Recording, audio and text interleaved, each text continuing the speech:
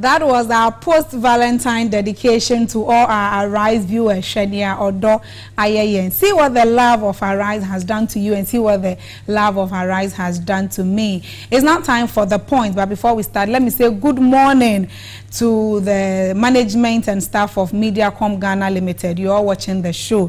Thank you so much for your support. Today on the point, we are discussing the graduate mindset and we are relating it to graduate unemployment. Now, the problem of graduate unemployment in the country is a monster that is taking root in our Ghanaian society. And then the media has done it bit to, as it were, bring out the canker and see how best we can solve the problem. The long nature of the problem seems that, of course, it is here to stay. But there is a mind surgeon in the house to tell us that, no, there is a way for graduates to change their mindset so that, of course, it will reduce, if not eradicate forever, the rate of graduate unemployment in the country. Today, we'll see a video of a very young lady who defied all the odds to venture into Sobolo business.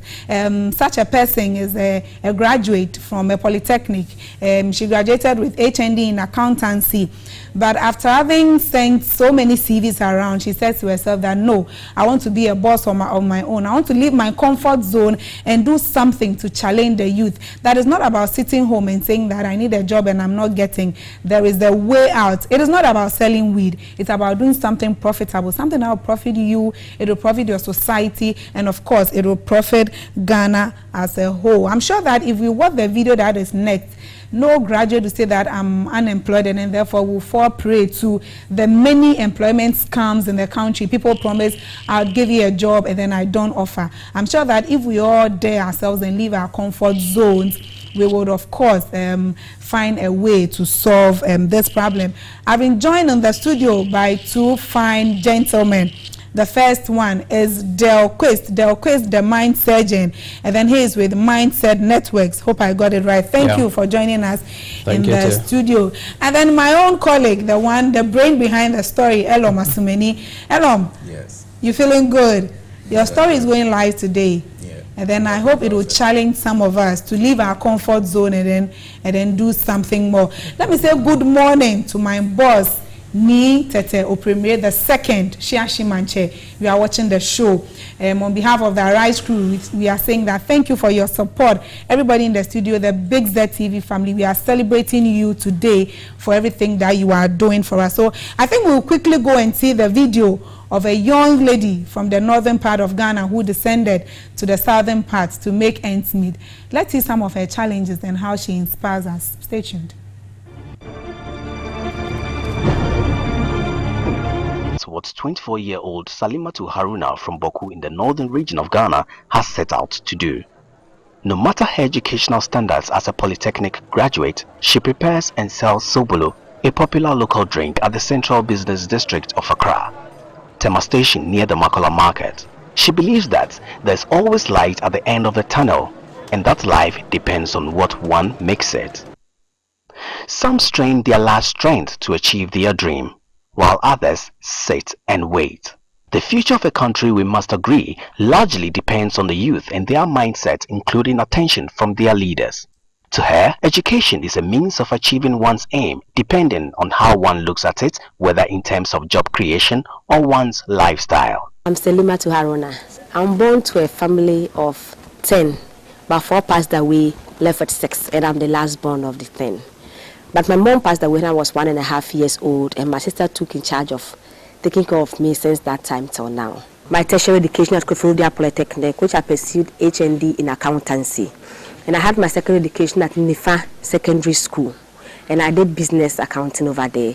And my primary school is at Holy Star, Accra, Laboni. Right now, I sell Sobolo. I prepare it myself at home and then take it to the marketplace to sell. After completing Polytechnic and attaining all these credentials, why is Salima selling Sobolo? After national service, I was at Kumasi and I was working with AFB, African Finance Business. It was a commission-based work. You have to go around, they give credit to government workers. You go around and look for government workers to give, so they will influence them, speak to them, sell the company's product to them for them to be able to, if they are interested, then they will come for the loan. Every amount of loan the person will get, you get a percentage on it. After working for some time, find out that working for somebody, going around for a percentage, which is not even enough, according to expenses, calling the person on phone, sometimes even pay transportation for some of the customers to come for the loan. So I found out that even if you get one person to come for a loan, you spend so much on it. So why don't I get into something myself, do it on my own, and then see what will come out of it. Most of my friends think that it's not good to be selling things, carrying it around when you complete school. But I find it interesting. I actually love working with people, talking with people, chatting with people, so I find it so great to doing it. Sobolo is not the main thing that I want to do. But yes, still I will include it. I will do it so people will take it around and finding ways and means to improve upon it so that I can do that too with the Sobolo. We further went on to ask what inspires her, since her kind of determination is rare. The God I serve, because Bible tells me that He makes a way where there seems to be no way, and Bible tells me that a hand that does not work should not eat, and He tells me there is more sleep after death. So if the Bible tells me that, that means that I have to do something with my hand. That is when the blessings of the Lord will come true. But if I should fold my hands, sleep in the room, nothing will come. In a country where the youth believes or looks up to high living standards, it's rare to find a young man or woman whose credentials falls within the tertiary standards willing to do menial jobs. They mostly would aspire to work in the formal sector. Could it be that the informal sector is unattractive? Efforts from government after government for a change has shown little or no improvement. The determination of Salima seems unparalleled, since most graduates wouldn't make her kind of venture an immediate choice. You are way better than someone who's supposed to sell oranges because you have a degree and you are fit to do a lot of jobs. So, yeah. Even me entering into the university, my expectation is that I would have a good job which will pay me more as compared to the fees I'm paying in school.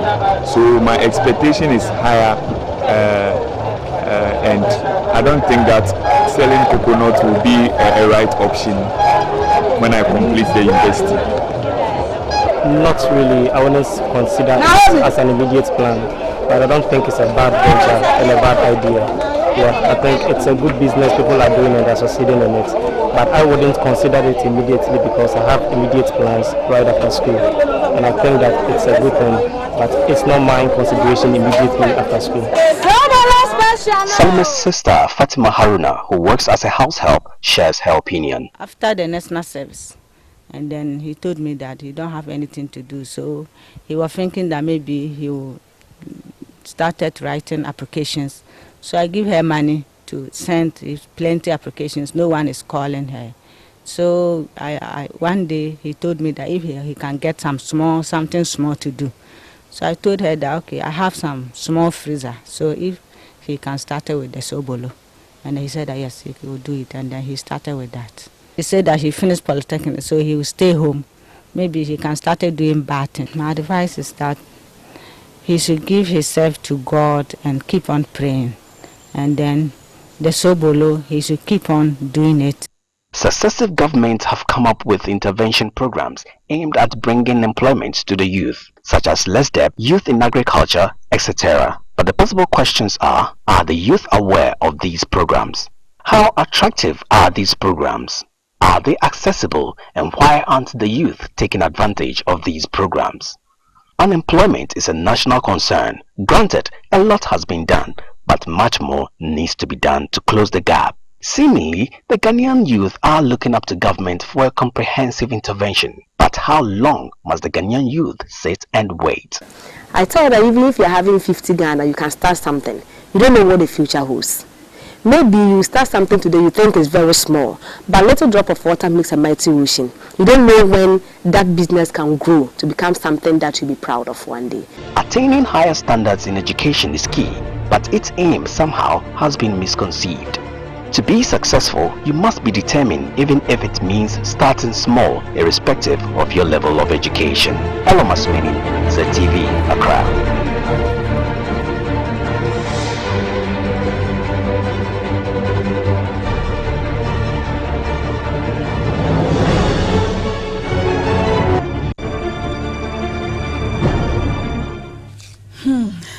The first time I watched this video, I was humbled, and I still am. I feel like shedding tears, but all is well, all is well. I'm sure you've been inspired. There is more inspiration in the house. So Del Quist is here with us, and then the writer, the originator of the story is also here in the studio with us. Let me start with you, Del. The story says that successive governments have done their bit to make sure that they bridge the gap between the northern regions and the southern regions. Talk of SADA, talk of youth in agriculture, talk of the YES Fund, and then to talk of some more. Has government done enough? And then if government has done enough, has the enough that government done? Is it attractive? Is it accessible? And then does it entice the youth to wanna go into their own enterprises or something of that sort? Thank you very much. I would like to say good morning to our cherished viewers, and also congratulate my brother with this interesting documentary. It's something that is very challenging to our mindset. This is what I would say. The government is doing its best. Every government that comes has the youth in mind. But the question that we should ask ourselves is the other side of the party also interested in going into what the government is providing? I think the government, any government that comes would actually have the youth at heart, but we also have to make an effort. And that's why I think we are here today discussing the mindset of the youth. There are avenues that the government has provided for the youth to come out to do something that is really great, or when it comes to entrepreneurship. It may not be enough, but we can't depend on the government 100%. Solely, yeah. We cannot do that. I think that's where the family also comes to play. Because if you have a country where the government is doing the responsibilities that families are supposed to do, then it puts much pressure on the government, and it cannot do what it's supposed to do in terms of priority. And so even if the government, no matter how much level they provide in terms of policies or platforms that gives people the ability to come up with their own businesses, there's still much more to be done. There's so much more to be done. I'll come back and talk about the much more that needs to be done. Elom, congratulations. Thanks so much. That was a touching story. Thanks so much. My eyes are filled with tears, but I'm just trying to control it. It's well, it's well. What inspired you to go into doing such a touching story? Doing motivations have been something that moves me every time. I love to see people start small and get somewhere bigger. Entrepreneurship is also my area of interest a lot. I had gone to Accra, the main market, to buy something, and on my way back, I think I met a friend who had also gone to shop. So we're coming together, and then she also met this lady. They were engaged in the conversation, and then I eavesdropped. And I realized that this lady was speaking very good English. Very good English. Very good English. And then it caught my attention. So I asked my friend, who is that lady? She said, oh, she completed Polytechnic. She's even gone for her national service and that. And then immediately my friend said, but I said, that's a brave heart on the other side to Salima. So I said to call Salima in. Salima came. We had a little conversation. I told her, okay, I'm going to come so we talk more about this.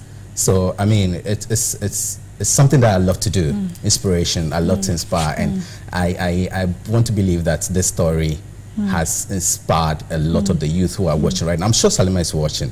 I'm sure she's watching. And then Salima, if you are watching, we are proud of you. Sure. Now, let me come back to you there. What is it with graduates and white-collar job? Does it mean that because you're a graduate, whether from the Polytechnic, the university, or any other tertiary institution, you should have a white-collar job? Because I'm asking this in line with maybe Salima, one of Salimatu's friend getting in touch with Salimatu. Maybe the friend may be driving, then Salimatu will be selling sobolo in the traffic, and then this friend rolls the glass down and then says, Salimatu, I want to buy sobolo. I'm sure it's for 1 cedi. 1 cedi sobolo. Meanwhile, we sat on the same class. And then it may also be that even Salimatu has better grades than that friend who may be driving in a tie or something on his or her way to work. What is the feeling that Salimatu will get 1? And then what is it with graduates and white-collar jobs? Is it necessary? Do you link tertiary education to white-collar jobs? That's a very good question. Let me say this. As you see me dressed here in suit and tie, if I tell you that I want to go into farming, what comes into your mind? And so immediately you start trying to dress me in a farming suit. But this is what it is. It's something that I think most of us have grown up with, right from childhood. If you ask a question in class, let's say grade 3, what do you want to be in the future? Doctor.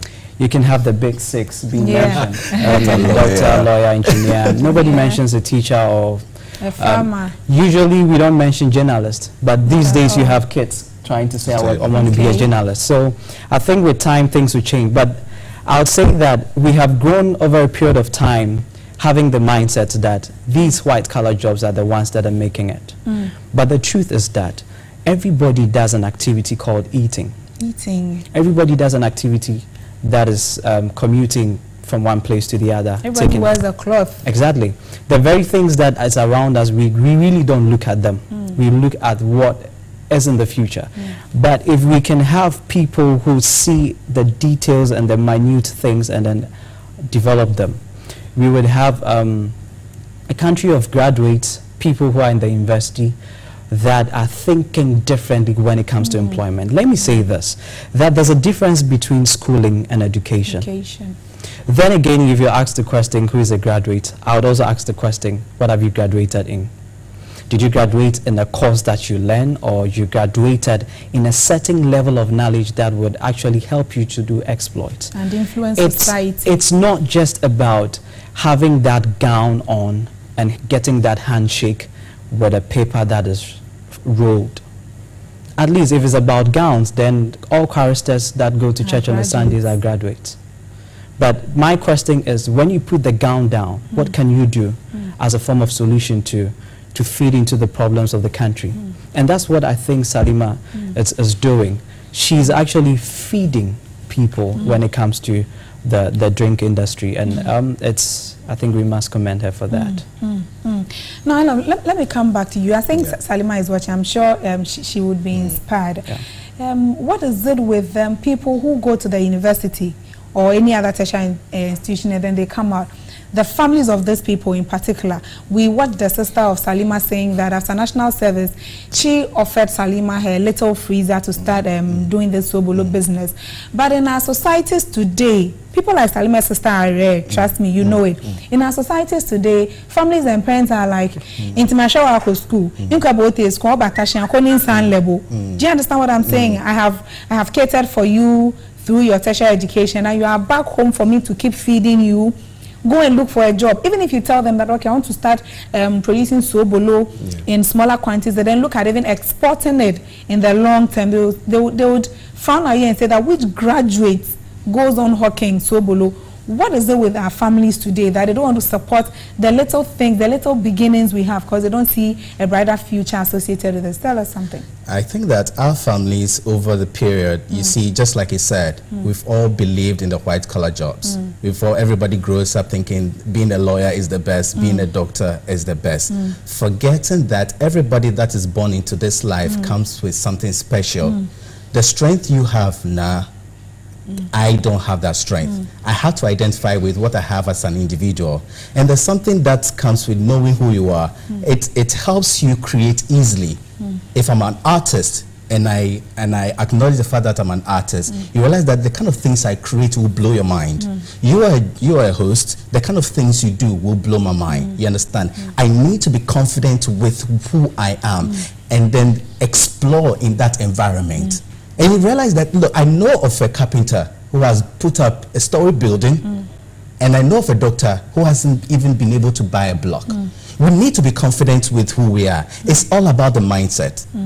It's all about the mindset. You asked a question about Salima's colleague having to come across her and then buying something for her. And the traffic and all that. At the end of it, someone else would have just said, wow, that's Kofi. He will just run away. But Salima will stand. You throw it and run away. But if you know what the light is, you see, there's this faint light at the end of the tunnel that you are looking at. And you are the only one that sees it. No one sees it with you.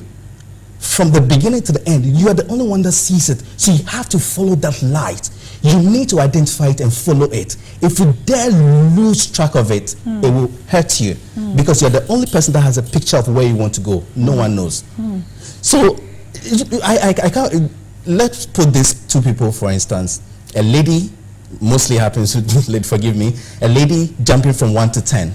And the other person jumping rising through the ranks. I'll tell you what, the person who has risen from 1, 2, 3, 4, 5 to 10 has been able to groom herself through the bad, the worst, the turmoils and all that. So for such a person, when she gets up there and she realizes that there's something happening, she's drinking, she understands it better, and she's able to work herself out, to redeem herself.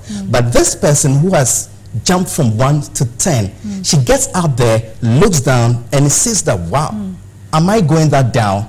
And then, no, I have to maintain that status quo. So whatever comes around, anything she can do to make money, she'll go in for it.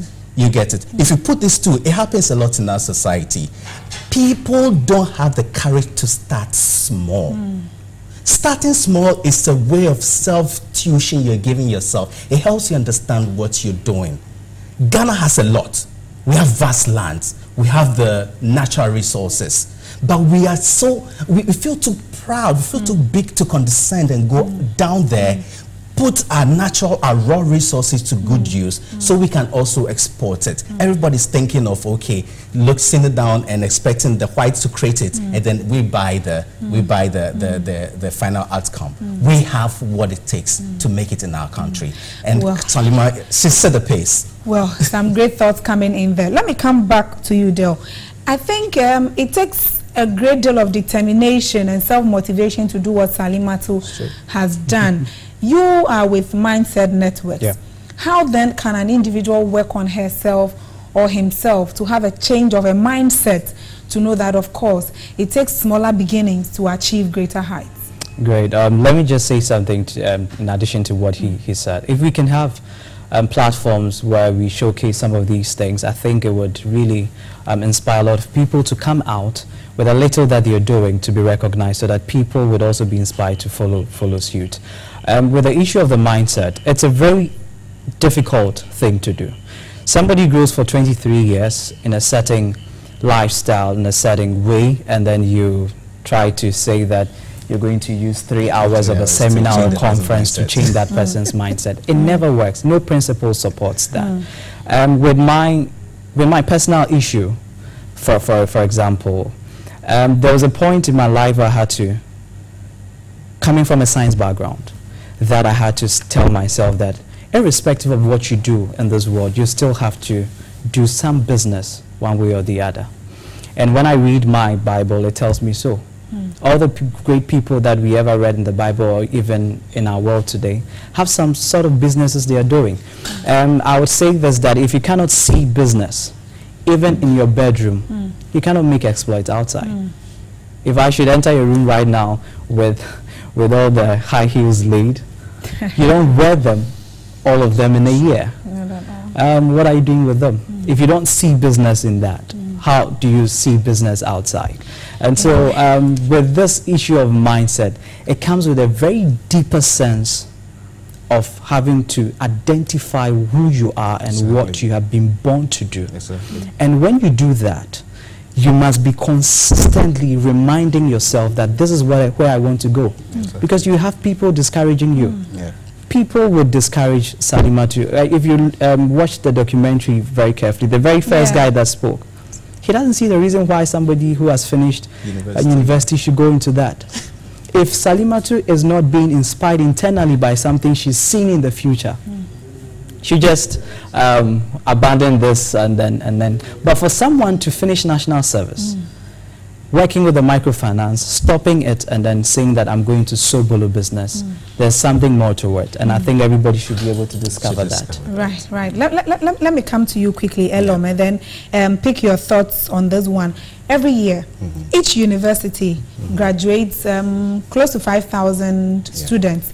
The University of Cape Coast, the public universities. So if the University of Cape Coast graduates 5,000 students, Kwame Nkrumah University of Science and Technology 5,000 students, the University of Ghana 5,000 students. Now I come to our 10 polytechnics, they give us 3,000 students each. We go to our private universities, they give us 1,000 each. We are hitting like 4,000 to 5,000 graduates, and then they will come out. Let's say out of that, 1,000 get employment. the 4,000 now adds up to the already existing number of unemployed graduates in the country. Then there is an unemployed graduates association. I'm hoping, I doubt though, but I'm hoping they pay dues. They are not employed, but they pay dues. Seriously. It's kind of unfortunate. How do you think we can tone down on this unemployment rate in Ghana if government is not, because with our current economic conditions where most businesses are coming down, you can't really employ as many people as you want to do business with. How do we tone down, if not eradicate unemployment and forever? I think I've always said that we have so many opportunities here in the country. And then just like you mentioned about the mindset, you see, I was on a tour in schools, JHS schools. I got about 10 schools, inspiring them. And you realize that in these schools, there are no career guidance and counseling units in the school. You see, there's one thing to be in school, and there's another thing to identify with what you have. And then I go in there, I inspire them. I tell them that, look, first identify with what you have inside before you even choose a course at the SHS level. Because that way, even sometimes by the time you finish university, you're already employed. Most of our graduates are attracted to some images. They are attracted to some images. So sometimes it's like someone sees you on television. Wow, this is nice. He doesn't even know what he has inside. This is nice. I want to do it. He goes to school and then he comes out and he realizes that he's not really performing. I mean, he's not selling out. Somebody goes to school. He says, okay, I studied agriculture. He gets the land. He's able to develop the land. He plants. He's able to he's able to cultivate so much. You understand? We have to identify with what you have inside. Once you do that, you will know which way to go. By the time you are done with school, you're already employed. Right. So you're still watching Arise here on ZTV. The segment you're watching is The Point. Today we are discussing the graduate mindset, and we're relating it to graduate unemployment, and of course how a young lady called Salimatu from the northern part of Ghana comes to the southern part of Ghana to make ends meet. She was working with a financial institution but had to lay down her tools and say that I'm leaving my comfort zone to, of course, do something for myself. She sells Sobolo on the Scottish Sun, and then she's graduated with HND in accountancy. It was a very touching story. If you missed it, you've not missed all. You can see the video when you visit Ghana TV online. You see the video there, then you'll watch it for yourself. If you have more touching stories of that nature, get in touch with us on any of our social media pages, and then we'll get our reporters to get to you and then put your story across to Ghanaians. Remember that you at home can be a part of our discussion. The social media pages, WhatsApp number is 0501 454527, 0501 454527. Follow us on Instagram at ZTV_GH. The same on Facebook, ZTV_GH. I'm in the studio with Del Quist, the mind surgeon, and then he is with Mindset Networks. I'll be asking him pretty shortly about what they do basically, so that if you want a change of mind, I'm sure when you get in contact with them, they will help you. So, Del, okay, hope I got the pronunciation right. What do you do at Mindset Network? I'm sure you change the mindset of people who think, like those who spoke in the Vox Pop, I don't want to be a coconut seller. What do you want to sell about? You drink coconut. So what do you do at Mindset Network? So let me correct this quickly. We don't change people's mindset. You cannot change people's mind. You can only influence You can only influence. Because with a change of mindset, it comes with the person who is actually wanting a transformation in his life. So what we do is to engage them in activities and programs that would influence them to take a decision to change their minds. Nobody changes anyone. And so mostly we say there's a Mindset Networks that we cannot change people except when we have started the change with ourselves.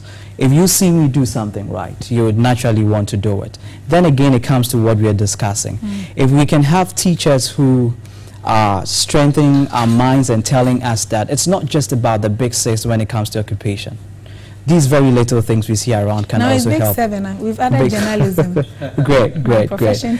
I'll give a practical example. When I was in the university, I had this lecturer, a professor, probably, I think he'll be becoming the Vice Chancellor of the University of Ghana.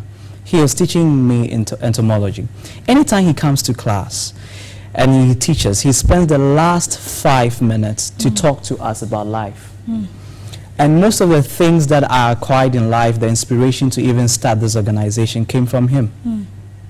And ever since I had an encounter with him with one of the trips, he talks to us about the subject he's lecturing, but then aside that, he would ask this question, so after school, what next? Then he prepared our minds towards doing businesses for our own. And this is what I say, that there's a difference between schooling and education.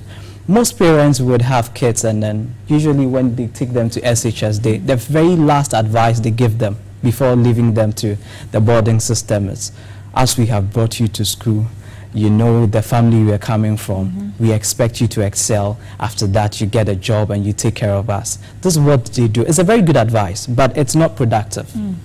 The truth is that when you tell a child that, when you give a child that advice, what you're doing is you're telling the child, I'm investing into you to give it back to me and not society. But if we can have parents that are teaching kids that, okay, I'm investing to you to give back to society as a form of solutions to the problems we have.